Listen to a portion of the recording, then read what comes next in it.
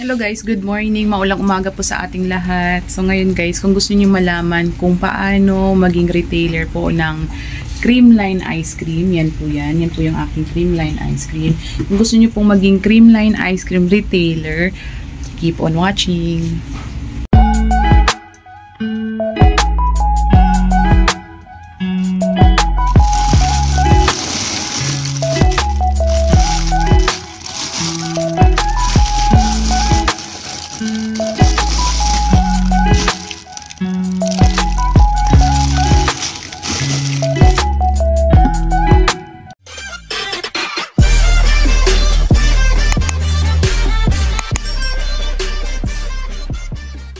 Yun guys, pag-uusapan natin ang tungkol dun sa Creamline Ice Cream, kung paano kami nagkaroon ng Creamline Ice Cream. So parang maliwanag masyado, para kung kukunin ni Lord. Anyway, ganyan na lang siguro. Wait, ayan. So guys, nagkaroon kami ng Creamline Ice Cream 2 years ago pa, kasi nag-start kami, wait lang po, start kami ng ice cream is September 17, 2021. So nung nagbukas kami ng tindahan is June 7, 2021. So, ilang buwan lang, June, July, August, September. So, 3 months after no, nagkaroon na kami ng Creamline Ice Cream. So, ayun, paano nga ba ako nagkaroon ng Creamline Ice Cream? Paano magiging retailer? So, akong ginawa ko lang naman guys ay hinanap ko sila sa Facebook. So, kahit sa Selecta, makikita mo din naman sila dun. So, hinanap ko yung Creamline Facebook nila. So, ituturo ko sa inyo guys kung paano. So, ito yun guys. So, ayan na nga guys. So, una, punta tayo ng Facebook. Okay, buksan lang natin yung ating mga Facebook. So, sa taas po may search bar po doon, yung bilog. Search lang po natin, Creamline. Creamline. So, yung nasa taas po guys, yung brand, yun po yung pindutin natin. So, Creamline. Pindutin nyo din yung Creamline sa taas. Tapos, punta tayo sa message. So, madali lang talaga guys mag-apply sa kanila. So, yan po yung lalabas guys. Hi ka vibes, kung ikaw ay interested maging retailer, huwag mag-alala dahil sa halagang 4-5 ay makakapagsimula ka na magbenta ng Creamline Ice Cream product. Kasama na dito ang freezer. If may freezer na kayo, pakilagay sa form, merch materials, at pagkakataon magkaroon ng electricity subsidy. Ito po ang process sa pagiging Creamline retailer. So, number 1, makikita nyo, fill out form. So, pindutin natin yung fill out form.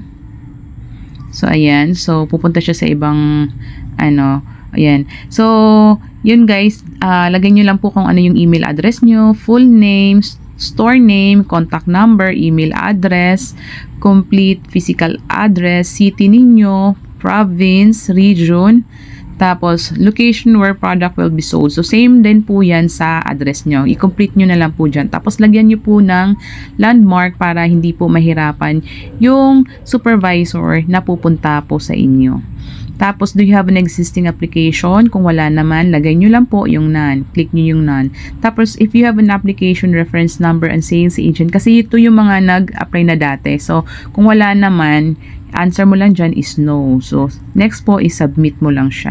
So, after a week po ng application ko guys, doon sa Facebook, after po noon, may pumunta na po dito sa akin, nagsabi na po siya na, ma'am, sa Creamline po. So, ayun. Actually, nagulat ako kasi bakit ang bilis. Diba kasi sa iba pag nag-a-apply ka, parang tagal naman. Minsan nga, di ka na nga tinatawagan kasi dati, inuna ko talaga si Selecta na applyan. Pero di sila nagre-reply. Wala talaga nag-reply. Mga bandang mga ilang taon na lang na may Creamline Ice Cream na ako po pumunta ang Selecta na nag-offer sa akin.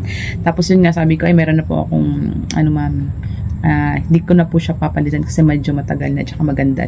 Kaya ang nangyari nun, doon po sila doon sa may banda dito sa amin, doon in-offer nila doon dito banda sa may tindahan na yun. So meron na po Selecta Ice Cream dito sa amin. Kaya nagkaroon na ng medyo hindi ganun kalakas compare dati nung bago pa lang na meron ng ice cream. So, talagang yung mga customer na hati talaga. So, okay lang naman. Meron pa rin naman, kumikita pa rin naman ako. Malaki pa rin naman yung order ko every month sa Creamline. Hindi naman siya bumababa ng 5,000. Pag nag-order po kayo ng worth 5,000 pesos ng ice cream sa isang buwan, So, meron po kayong 5% subsidy po ng kuryente. So, kung 5,000, example lang po yun, kung 5,000 po ang ating order na umabot sa isang buwan, times lang po natin ng 5%, so magkano yun? 250 pesos din yun. So, malaking tulong, malaking bagay din sa atin ang subsidy na ibinibigay ni Creamline. So, minsan kasi dati nung bago pa lang ako, nag-order ako siguro 2 beses sa isang buwan ng ice cream. So, maabot siya ng 9,000, gano'n. So, 8,000, 9,000. Ngayon, guys, medyo humina. Hindi naman sa, kasi meron lang kasing ice cream din dito. Dalawa po, Ace ice cream at saka Selecta ice cream. Dito banda lang din po sa amin. So, parang nahahati na yung mga customer na bumibili talaga ng ice cream. Pero dito naman banda sa akin ay madaming bumibili. Mabenta pa rin sa akin yung Creamline ice cream. So, nakakapag-order pa rin ako ng more than 5,000 a month ng aking Creamline ice cream. So, kung kayo, plano nyo magkaroon ng Creamline ice cream sa tindahan, follow nyo lang po yung steps kung paano. Madali lang po at mabilis lang po kayong pupuntahan ng ating mga supervisor po ng Creamline. Yun lang po guys. Bye-bye. Paalam!